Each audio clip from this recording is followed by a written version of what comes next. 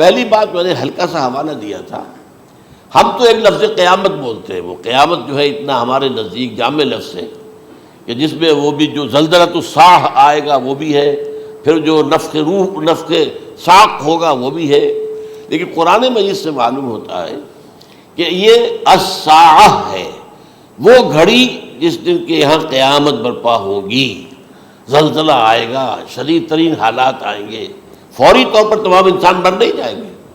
جو ہے اس کا نقشہ جو کھینچا گیا ہے، یا ایھا الناس اتقوا ربکم ان زلزلۃ الساعۃ شیء عظیم یوم ترونها تذہل کل مرضعۃ عما ارضعت وتضع کل ذات حمل حملها وتری الناس سکارى وما هم بسکارى ولکن عذاب اللہ شدید۔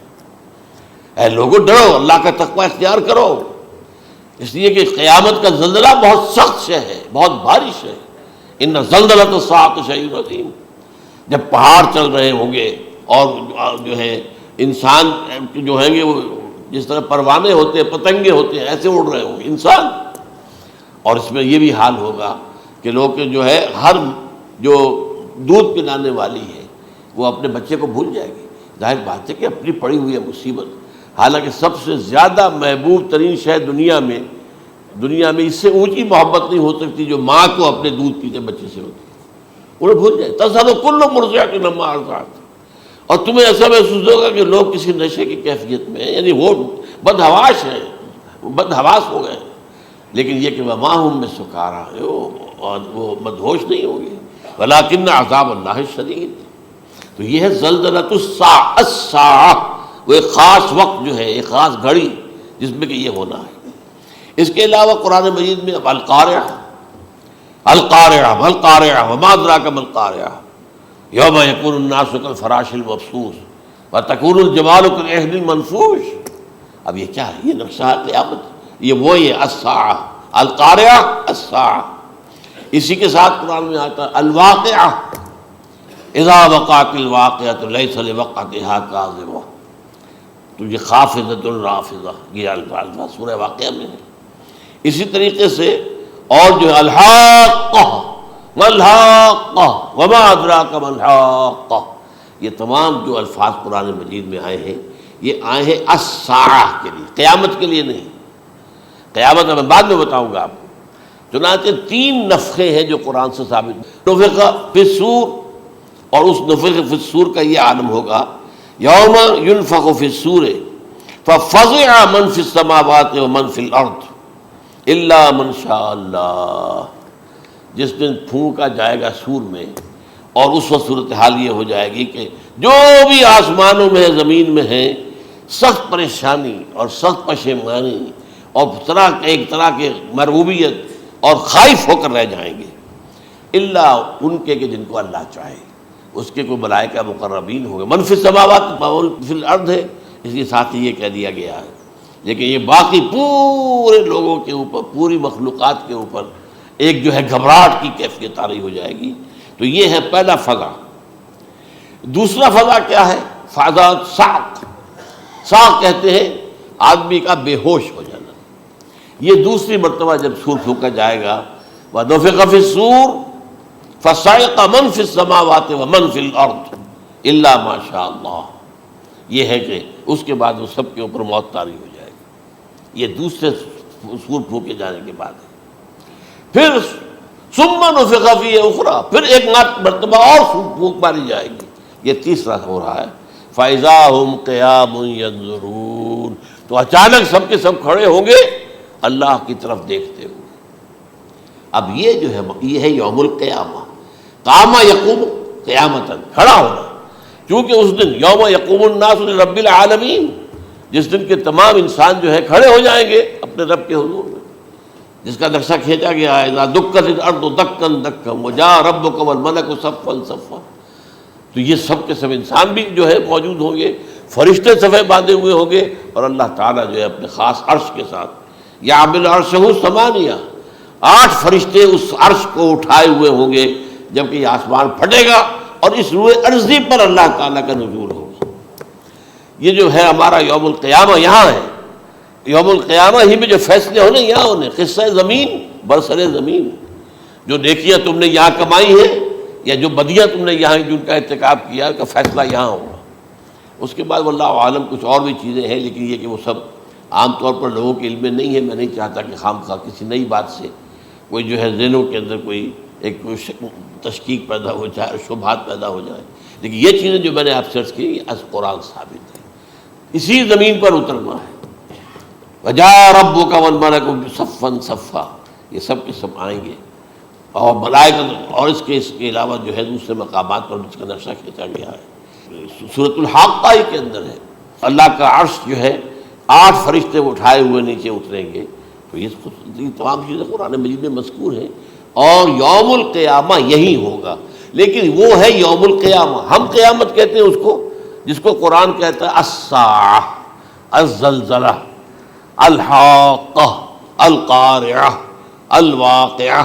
یہ ہے در حقیقت جو پہلا معاملہ ہے کہ اس کے اندر جو ہے فضا ہو جائے۔ اب دیکھیے جو علامات قیامت احادیث میں آئی ہیں وہ میں آج آپ کو سنا رہا ہوں۔ ان کو 2 حصوں میں تقسیم کیا جاتا ہے، علامات صغریٰ، علامات کبریٰ۔ چھوٹی نشانیاں جو درجہ بدرجہ درجہ بدرجہ درجہ بدرجہ حاضر سامنے آئیں گے۔ ایک ہے بالکل قیامت سے متصل قبل بڑے جو خرق عادت واقعات ہوں گے وہ آئیں گے۔ اچھا، پہلی چیز کے سلسلے میں حضرت انس رضی اللہ تعالیٰ عنہ سے یہ مروی ہے، اور یہ حدیث متفق علیہ ہے۔ پہلی علامت حضور نے بیان کی قیامت کی علامات میں سے، اب میں لفظ قیامت اسی معنی میں بول رہا ہوں جس میں کہ ہم عام طور پر بولتے ہیں۔ آپ نے فرمایا علم اٹھا لیا جائے گا، جہالت کا دورہ ہوگا۔ اب یہ کون سا علم اٹھایا جائے گا؟ سائنس کا علم نہیں، دین کا علم۔ آج تو ساری قدر و قیمت جو ہے جس کے لیے دوڑتے ہیں لوگ، لاکھوں روپے کی فیسیں دے کر، ایم بی اے ہو رہے ہیں، یہ جو ہے اکاؤنٹنسی کا پاس کر رہے ہیں، یہ سی اے کر لیا ہے، یہ کوئی اور جو ہے فزکس میں، کوئی کیمسٹری میں ڈاکٹریٹ کر لی ہے، ڈاکٹر بن گئے تو کیا ہی کہہ رہے ہیں۔ اس لیے کہ بڑی چیز جو پاکستان سے ایکسپورٹ ہوتی ہے وہ ڈاکٹر ہیں۔ جو اتنے بڑے پیمانے پر جو کالج کھلے ہوئے، 3 لاکھ روپے ایک سال کی فیس، 5 لاکھ روپے ایک سال کی فیس، یہ کیوں لیتے ہیں اور کیوں لوگ دیتے ہیں؟ کہ موقع مل جاتا ہے ایم بی بی ایس کر کے۔ امریکہ کے اندر بھی ڈیمانڈ ہے، ان کے ہاں ڈاکٹر جو ہیں جتنے ہونے چاہیے نہیں ہے، لہذا اور بھی بہت سی جگہوں پر ڈیمانڈ ہے۔ تو جس چیز کی مارکیٹ میں ڈیمانڈ ہے وہ علم ہے۔ آج علم کمپیوٹر کا علم ہے یہ، حالانکہ ان میں سے کسی کے اوپر لفظ علم کا اطلاق میرے نزدیک غلط ہے، جہالت ہے۔ علم وہ ہے جو ذہن کو جلا دے، جو سوچ کو جلا دے، روشنی پیدا کرے، دماغی روشنی، وسعت دے، انسان کے فکر کو وسعت دے، اس کے ذہنی جو ہے جو افق ہے اس کو وسیع کرے۔ علم تو وہ ہے جو حقیقت کے کیا علم بھی اس سے عطا فرمائے۔ قرآن ہے، حدیث ہے، باقی اور چیزیں جو اس سلسلے میں آ سکتی ہیں وہ ہے کہ جو قرآن اور حدیث کی سمجھنے میں مومن ہوں اور زیادہ جو ہے اس کے تک فہم کو آسان کر دیں۔ لیکن یہ کہ فرمایا علم اٹھا لیا جائے گا، جہالت کو فروغ ہوگا۔ ظاہر بات ہے ایک ہی بات ہوئی ہے۔ دوسرے نمبر پہ یہ کہ جہالت کو فروغ ہوگا۔ نمبر 3 زنا کثرت سے ہوگا۔ نمبر 4 شراب نوشی عام ہو جائے گی۔ نمبر 5 عورتوں کی تعداد بہت زیادہ ہو جائے گی، مردوں کی تعداد کم ہو جائے گی، یہاں تک کہ 50 عورتوں کا خیر خبر کرنے والا، کوئی نگرانی کرنے والا، وہ ایک مرد۔ اچھا، یہ تو ہے ایک حدیث جو میں نے آپ کو بیان کر دی، متفق علیہ، یہ بخاری اور مسلم دونوں میں ہے۔ دوسری حدیث بخاری کی ہے، اس کو حضرت ابو ہریرہ رضی اللہ تعالیٰ عنہ نے روایت فرمایا ہے، قیامت آئے گی جب امانت ضائع ہو جائے گی۔ آج ہمارے ہاں امانت کے ضائع ہونے کا جو نقشہ ہے شاید پوری دنیا میں کہیں اور نہیں۔ جس طرح کے غبن یہاں ہوتے ہیں، جس طرح کک بیکس جو ہے وہ لیے جاتے ہیں، اس غریب یعنی قوم غریب ہے لیکن یہاں وہ امیر بہت بڑے بڑے لوگ ہیں، وہ تو دنیا بھر کے ٹاپ کے امیروں کے اندر اس کا شمار ہو جائے گا۔ لیکن یہ کہ یہ سب امیر کیسے بنے؟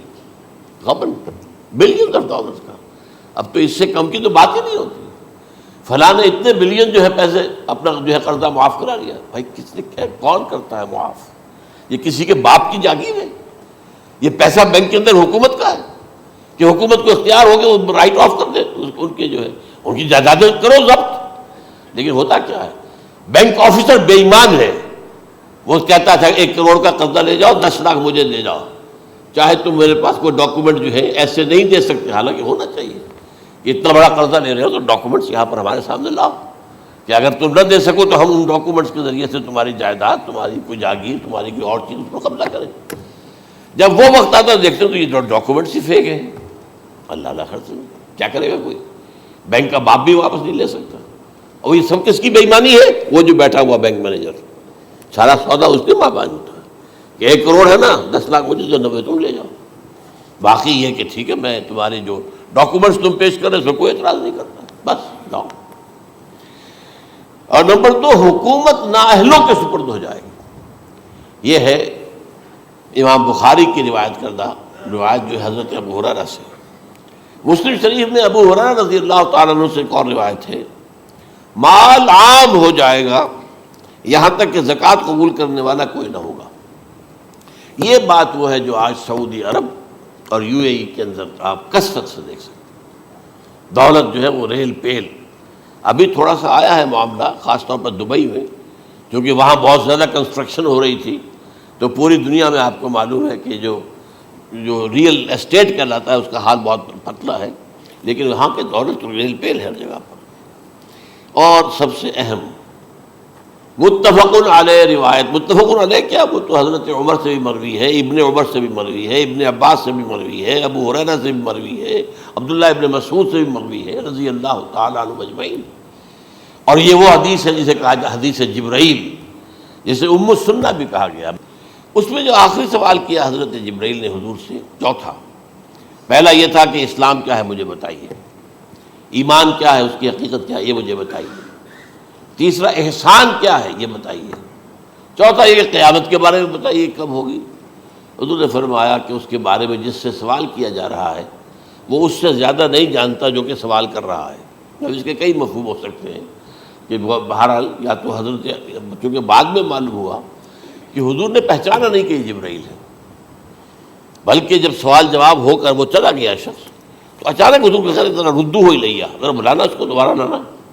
اب جو دیکھا کہ یہ وجود ہی نہیں اس کا، آسمان نے اس کو چکھ لیا، زمین نے نگل لیا، کیا ہوا ہے؟ پھر آپ نے یہ جبرائیل تھے جو تمہیں تمہارا دین سکھانے آئے تھے جبکہ تم سوال نہیں کر رہے ہو.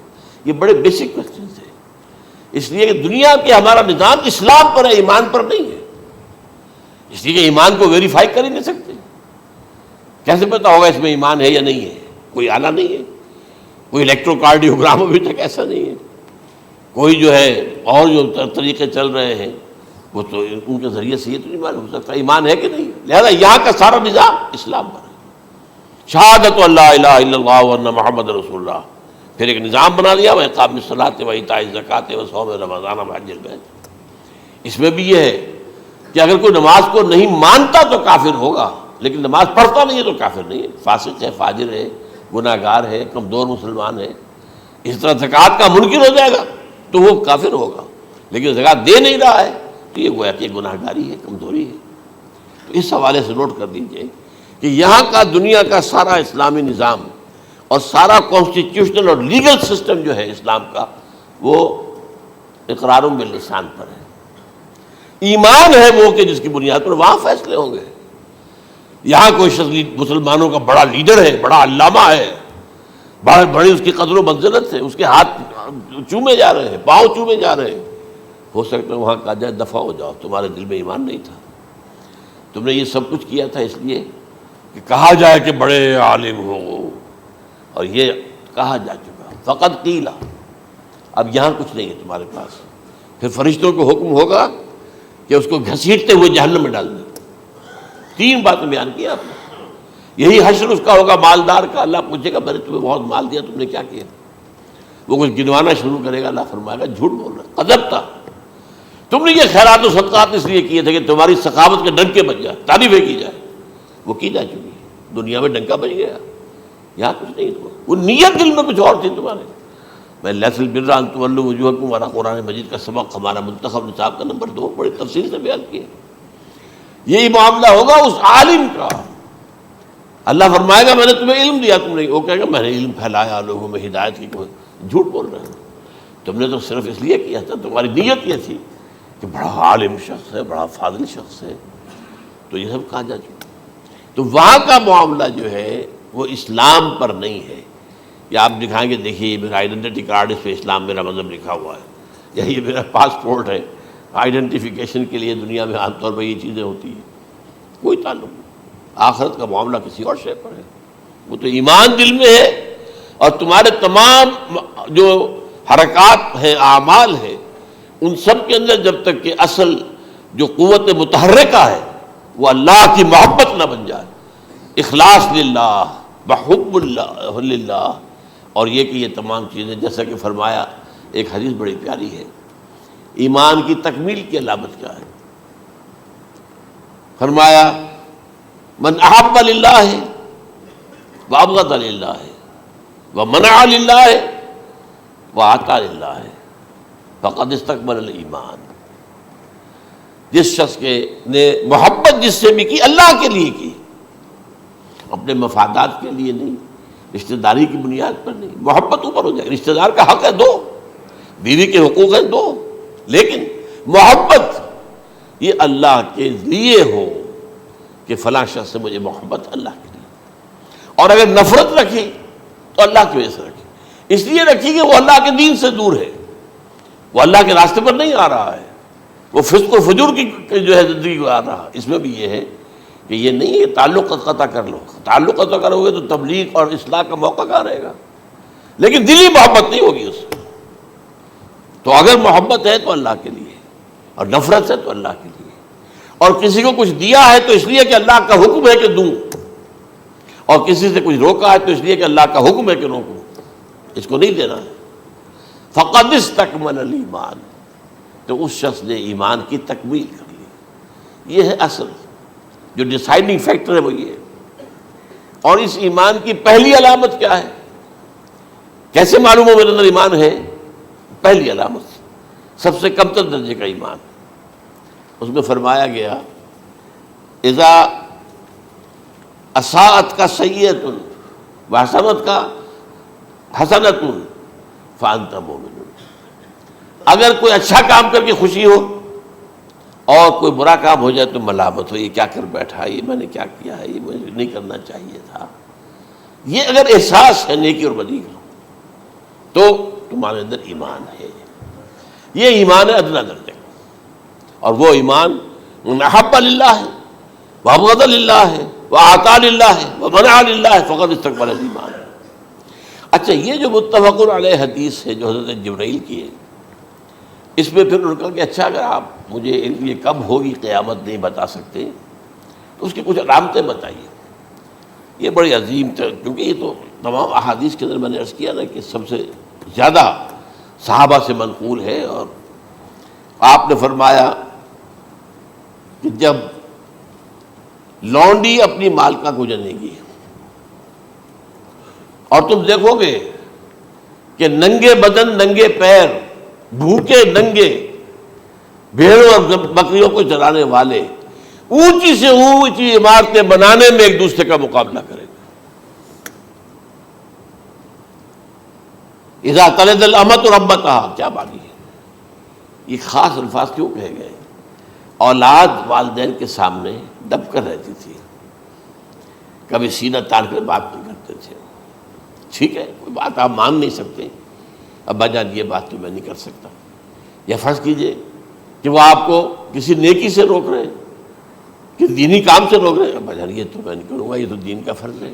یہ کہیں آپ، اور ڈٹ کر کہیں اور جمیں اس پر، لیکن یہ کہ کوئی سرکشی کا انداز نہ ہو. ایسا نہ ہو کہ اپنے جناب سینے کو تان کر کے کھڑے ہو جائے، میں نہیں کروں گا، یہ نہیں، یہ غلط ہو جائے. اچھا، اولاد میں بیٹی جو ہوتی تھی وہ زیادہ سبارڈینیٹ، سبمسو، بات ماننے والی، کہیں بھی سر اونچا نہ کرنے والی. اور آخری دور میں کیا ہوگا؟ بیٹیوں سے مائیں ڈریں گی، انہیں ٹوک نہیں سکتی کسی بات پر، پتہ نہیں کیا بک دے گے، کیا بکواس کر دے. یہ تو ہمارے یہاں ہو گیا ہے. باہر کیا ہے تو آپ یہ بھی نہیں پوچھ سکتے. آپ کی 13 برس کی لڑکی آئی ہے رات کو 1 بجے، نہیں پوچھ سکتے کہاں رہی ہو، یہ رات کہاں گزاری، پوچھ ہی نہیں سکتے. یہ پوچھنا بھی جرم ہے. اپنے چھوٹے بچے کو آپ نے ایک تھپڑ مار دیا، تہذیب ہے، سکھانا ہے، غلط کام کیا ہے، اس کی سرزنش ہو رہی ہے، فوراً وہ اگر ایک فون کر دے گا پولیس آئے گی، بچے کو لے جائے گی، اسے لا کر کہیں اور جو ہے ڈپازٹ کرے گی اور آپ پر مقدمہ چلے گا، آپ کو اس کی سزا بھگتنی ہوگی. ظاہر بات ہے کہ پھر وہاں سرکشی کا کیا عالم ہوگا. پھر اولاد کہاں سر جھکائے گی، کس درجے میں جھکائے گی. اس کی تربیت عثمانی میں ہوئی نہیں. تو ان تلد الامۃ ربتہا، گویا کہ بیٹی کے نزدیک ماں جو ہے وہ ایسی ہو جائے گی جیسے لونڈی. گویا کہ لونڈی نے ایک اپنی مالکہ کو جنم دیا ہے، بیٹی مالکہ بن جائے گی اور ماں جو ہے لونڈی بن جائے گی. اور دولت کی ریل پیل کا ابھرتا دکان، یہ جو بھوکے ننگے اور مفلس، کیا حال تھا 100 برس پہلے، انہیں کھانے کو کچھ نہیں ملتا تھا. یہ مشرقی ساحل پر تھے، یہ سوائے یہ کہ مچھلیاں پکڑ لی، اللہ اللہ خیر اللہ، وہ کھا لی یا کہیں ان کو بیچ دیا، کوئی بنڈی لگ گئی، بنڈی لگ جاتی تھی وہاں. اور کیا تھا. اور مغربی ساحل پہ کیا ہوتا تھا، ساری ان کی معیشت حج کے گرد گھومتی تھی. حاجی آئے ہیں، خریداریاں کر رہے ہیں، اور آپ کو معلوم ہے پوری دنیا سے مال پہلے بھی پہنچتا تھا وہاں. آپ کو جو ہے ہر ملک کے ہر کونے کا پھل وہاں مل جائے گا آج بھی. اور وہاں پر یہ ہے کہ سب سے بڑی بدوؤں کے لیے سب سے بڑی بات کیا تھی، قربانی کا گوشت. اسے وہ سکھاتے تھے، سخت چمڑے کر کے کھاتے تھے. یہ ان کا حل تھا. آج جا کر دیکھیے نئے شہر بن رہے ہیں، امریکنز کو کانٹریکٹ دیے جا رہے ہیں، بالکل ماڈرن شہر بنا دو. ایک ایبسلیوٹلی ماڈرن شہر جو ہے وہ جو مشرقی ساحل کے اوپر جو پہلے سے آرام کو سٹی ہے، امریکن سٹی ہو، اس کے اندر کوئی سعودی بھی داخل نہیں ہو سکتا سوائے جس کے پاس اس سٹی کی طرف سے لائسنس نہ ہو. اور اس کی 4 دیواری کے اندر، 4 دیواری کیا فصیل کے اندر کہی ہے، جو چاہو کرو، کوئی تم پر پابندی نہیں. ننگے نہاؤ، تالاب ہے نہا رہے، ننگی عورتیں ننگی مردیں نہا رہے، کوئی پوچھنے والا نہیں. اب اسی قسم کا ایک سٹی آباد ہونا جا رہا ہے مغربی ساحل پر، جدہ اور ینبوع کے درمیان. اور اس میں اصل میں جتنی بھی دولت ہے جو پیٹرول کی ہے وہ وہیں پر رکھ لی جاتی ہے امریکہ کے اندر، تاکہ امریکہ جو ہے ایسے ایسے پروجیکٹ بنا کر جب تمہیں دے گا تو اس میں سے پیسے دے گا، وہ نہیں ملتی ان کو واپس.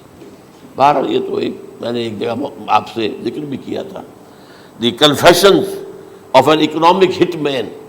وہ کنفیشنز کی بات جو ہے اگر آپ میں سے کسی کو دلچسپی ہو تو اسے پڑھیں کہ کس طریقے سے 1973 کے آئل امبارگو کے بعد جو شاہ فیصل شہید کے زمانے میں ہوا تھا، پھر جس طریقے سے امریکہ نے ان تمام ممالک کو جکڑ لیا ہے، اس کا پورا جو پروسیس کیا تھا وہ سامنے آتا ہے.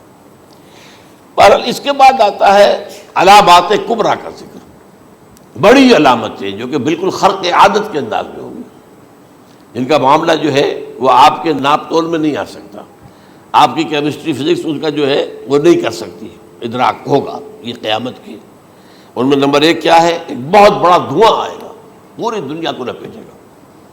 نمبر 2 دجال کا ظہور ہوگا، جو اپنی خدائی کا دعویٰ لے کر آئے گا اور بنوائے گا.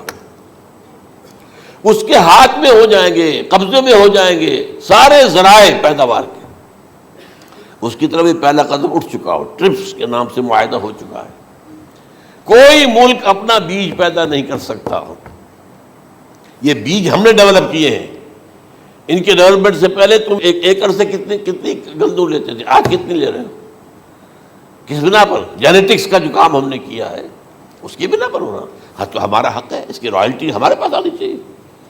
لہذا صرف ان اداروں سے، ملٹی نیشنل سے خریدا جائے گا بیج، اور بیج بھی وہ دیں گے وہ کہ جس سے جو فصل اگے گی وہ بیج نہیں لا سکتی، وہ بیج کا کام نہیں کر سکتی. جیسے آپ کو معلوم ہے کہ آپ کے ہاں جو گوشت کھایا جاتا ہے مرغے کا، تو مرغا وہ جو ہے اس میں مرغا ہو یا مرغی ہو اس کے اندر کوئی وہ کیفیت ہی نہیں ہے. ان کے انڈے جو ہے ان سے آپ بچے حاصل نہیں کر سکتے. ہے تو انڈا، دیکھنے کو تو انڈا ہے، لیکن وہ بنڈا جو ہے اس سے بچہ تو نہیں حاصل کر سکتے. ایسے ہی وہ گندم کا بیج دیں گے، نظر آئے گی گندم.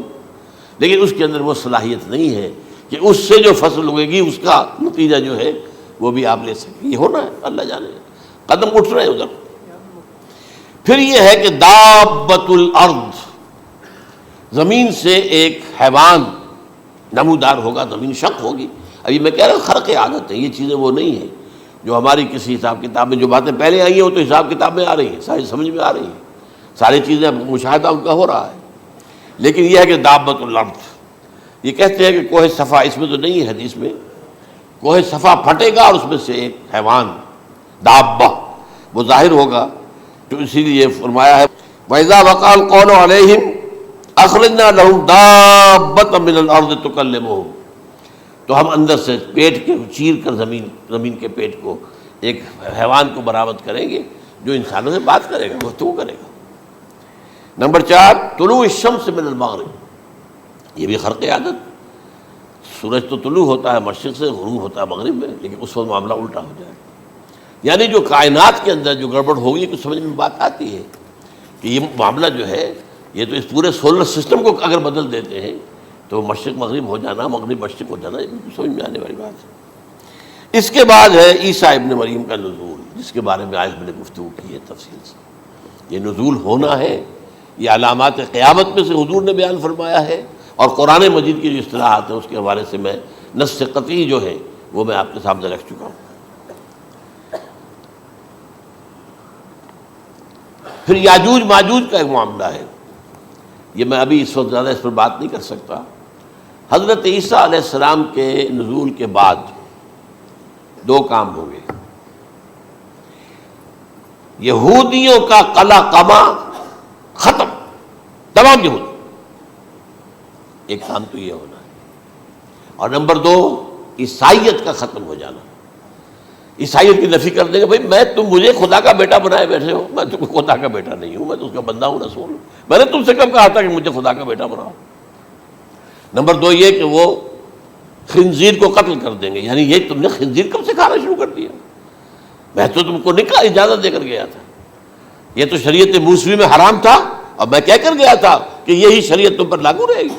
ہاؤ کم, تم نے کیسے یہ. آج بھی بہت سے رومن کیتھولکس جو ہے وہ سور نہیں کھاتے, وہ اس میں ہے ان کے اندر کچھ نہ کچھ بات جو ہے جو حضرت عیسیٰ کی تعلیمات کا کچھ اثر ان کے ہاں ہے.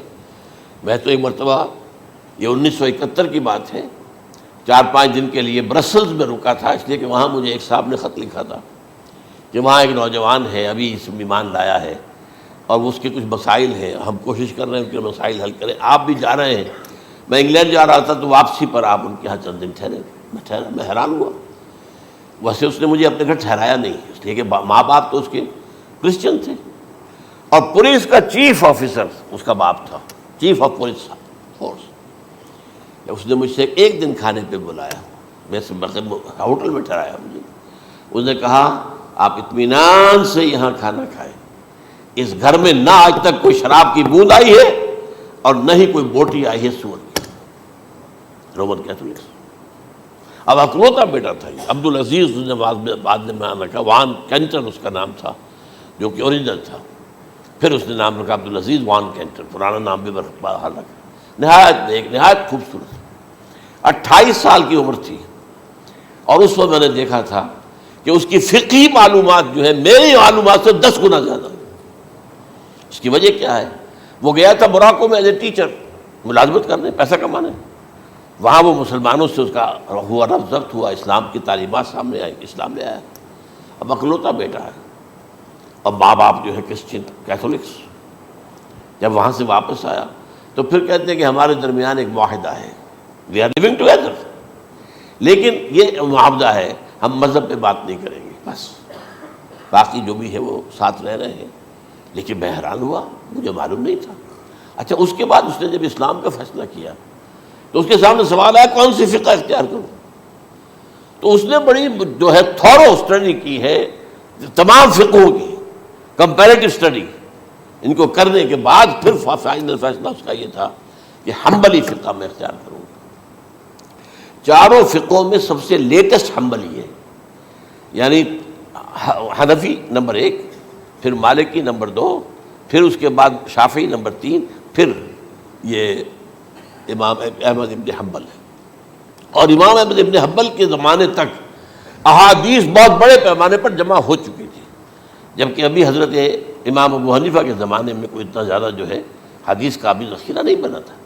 اسی پر تو لوگ حیران ہوتے ہیں کہ زیادہ حدیث امام ابو حنیفہ کے علم میں نہیں تھی، لیکن بجال ہے کہ ان کا کوئی فتویٰ جو ہے کتاب و حدیث کے، کتاب اور سنت کے خلاف ہو۔ اگرچہ انہوں نے صاف کہا کہ اگر تم پاؤ کوئی ایسی سچی حدیث، پختہ حدیث جو میری کسی رائے کے خلاف ہو، تو میری رائے کو دیوار پر دے مارنا اور اس صحیح حدیث کی پیروی کرنا۔